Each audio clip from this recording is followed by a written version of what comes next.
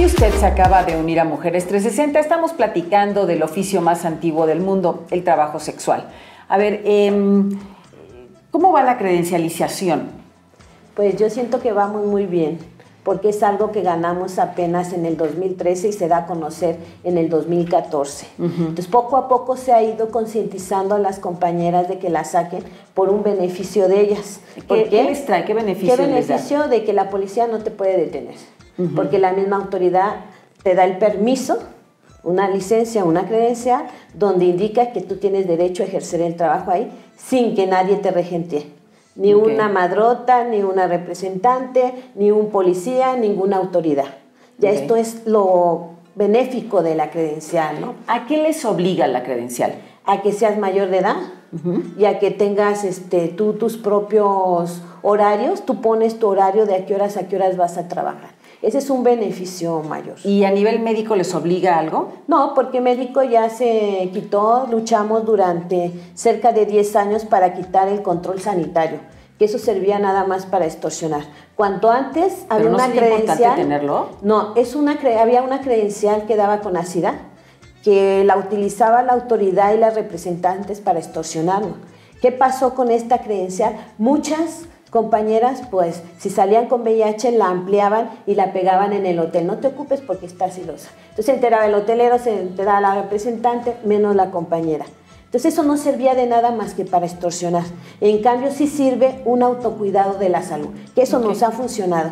Todas las compañeras, y eso sí, te lo puedo decir, tú puedes ir cualquier día a la Merced, a Tlalpan, a Sullivan, a donde tú quieras, y estamos haciendo pruebas todos los días, en la mañana, en la tarde, en la noche, gratuitas, ¿eh?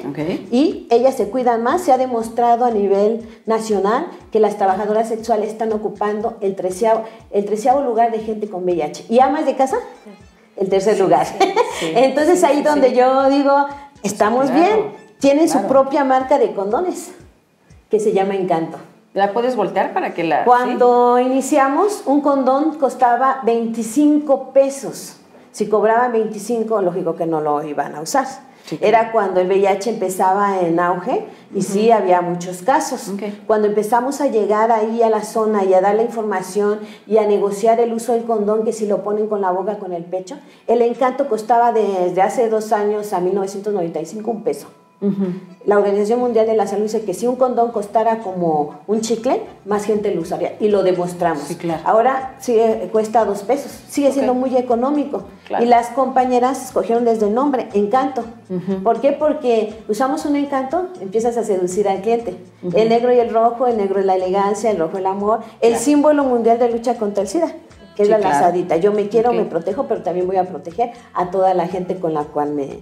Ahora ya firmamos un convenio con la Clínica Condesa, donde Brigada Callejera vamos a dar el medicamento de antirretrovirales. Esto nadie lo había logrado en tantos años. Entonces queremos que cuando detectemos a una compañera, en el futuro llegue a ser indetectable. ¿Qué quiere decir? Que ya tiene tan poca cantidad de VIH, de carga viral y conteo de CD4, que no lo puede transmitir a otra persona. Ahí queremos llegar. Ok, bueno, te vamos a dar seguimiento a ver si lo logran. Sí, lo estamos logrando. Marilena, platiquemos entre todas, pues, pero quisiera yo poner sobre la mesa el tema psicológico, ¿no? Esto del trabajo sexual es un tema fuerte, muy fuerte, ¿no? Sí. Ya nos decías, María, bueno, pues, en tu caso... es resultado de situaciones familiares no cómodas, ¿no? También de relaciones también satisfactorias, de situaciones económicas, en fin. Pero es una forma de que eso se demuestra, pero la carga emocional es importantísima. Así es. Nosotras creemos firmemente que la parte emocional orienta conductas y facilita o perjudica las decisiones de las personas.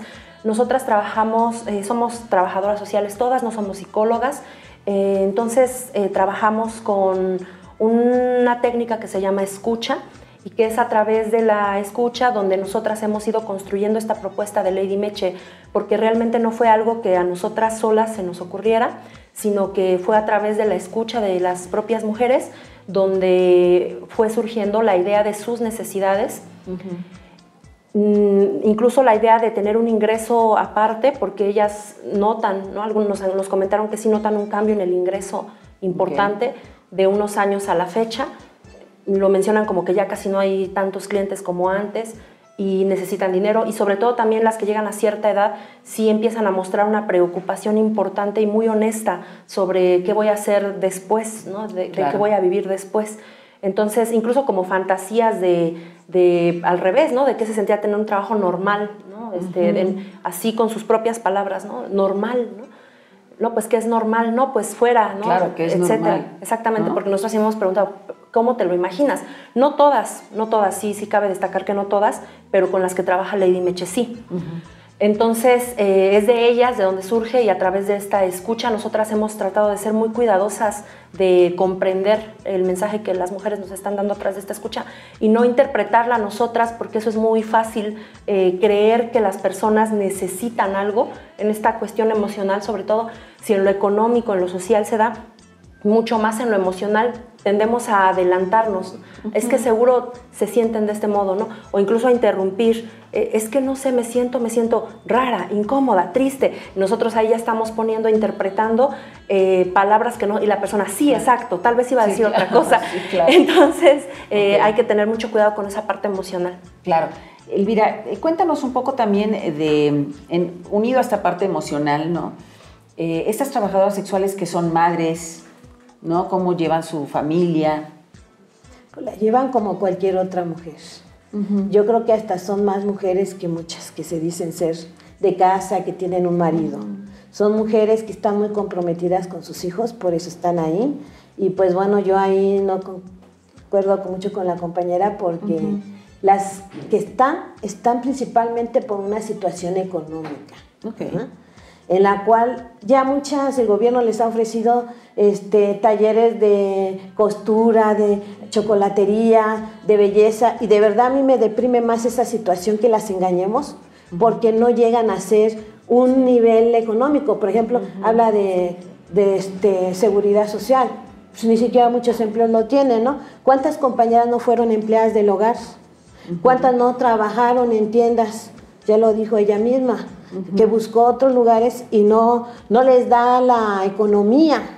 Entonces el gobierno hizo un proyecto para belleza que les ofreció cosas y no le cumplió, y al rato ellas se sentían peor, se sentían que las que habían fracasado eran ellas y no la gente que les prometió. Entonces, para sacarlas de ese entorno fue mucho más difícil, porque se sienten como derrotadas, ¿no? Entonces aquí no hay que decirle a la gente, ni hay que engañarla que va a ganar los miles y que úchala, porque muchas tienen hasta otra manera de vivir. Por ejemplo, tengo compañeras que venden en mercados, se ponen a hacer otro tipo de oficios, pero que no les alcanza. Entonces es una alternativa. Ahora, con tanta gente que se dedica al trabajo sexual, realmente la competencia está muy difícil.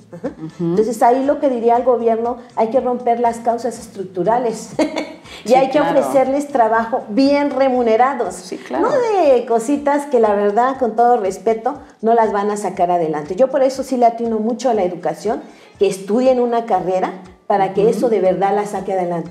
Muchas compañeras de 28 años para acá que han terminado sus profesiones están perfectamente bien laborando. ¿Por qué? Porque al menos no vas a ganar miles de pesos, pero vas a encontrar un trabajo donde vas a cubrir tus necesidades prioritarias. Y no engañemos a la gente, ¿no? Yo creo que psicológicamente hay mujeres también que tienen problemas como todas, que si el hijo anda en problemas de cuestiones de droga, o que la economía no alcanza, o que llegó un operativo, eso sí nos ha pasado mucho, que han quedado mal porque llegan con pistola, mentando madres y que insultando y diciendo échale la culpa a la otra para que tú te vayas. Todas situaciones que se indignan más, ¿no? Y que el gobierno pues está contribuyendo a que las compañeras sí están mal. Como se habla de, ay, es que tiene el Estocolmo, está captada por los sentimientos de su pareja. Digo, ¿cuántas habrá así? Mínima, pero etiquetan a todas, ¿no? Ya. María, hablando de esta situación psicológica, tú hablaste hace un momento de la culpa, ¿no? Del estigma. ¿Tú cómo has vivido esa parte y cómo la viven tus compañeras? Pues yo siento que tiene lo que te decía hace rato sobre formar comunidad, realmente no importa en qué dinámica trabajemos, a todos nos atraviesa el estigma, ¿no?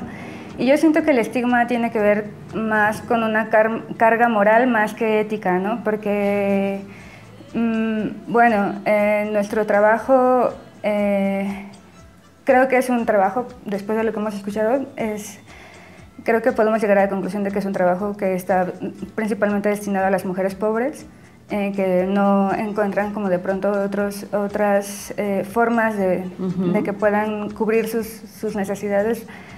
Y bueno, siento que el hecho de que una decida empezar a cobrar por esta cuestión del sexo, pues no sé, no, se nos tiene como muy, no sé por qué se tiene pensado el sexo como un acto de sometimiento, ¿no? En el que invariablemente la mujer es la que está abajo, ¿no? Vamos concluyendo, María Elena. ¿Qué le dejas a la gente? ¿Con qué idea quieres que se quede?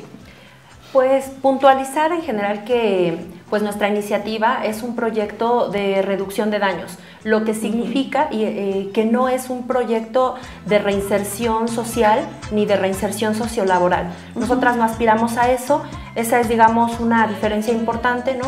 Sí es muy interesante, importante reconocer todo lo que se ha hecho ya en materia social, en la Merced y en demás lugares, pero nosotras no estamos aspirando a eso, solo a una reducción de daños, ni siquiera a sacar a las mujeres de su contexto, ni mucho menos, tampoco a ofrecer, dejen esto por esta otra alternativa, sino justamente ser un espacio en donde puedan ellas vivir una experiencia diferente de formalidad, reducir los daños y además obtener un ingreso adicional a lo que ya realizan.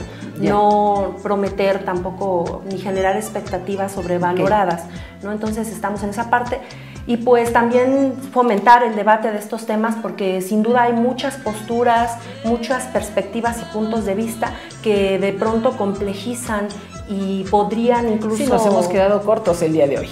Sí, ¿no? Habría que sumar esfuerzos debatiendo también. Elvira, ¿qué sigue puntualmente? Seguir luchando, vamos por más.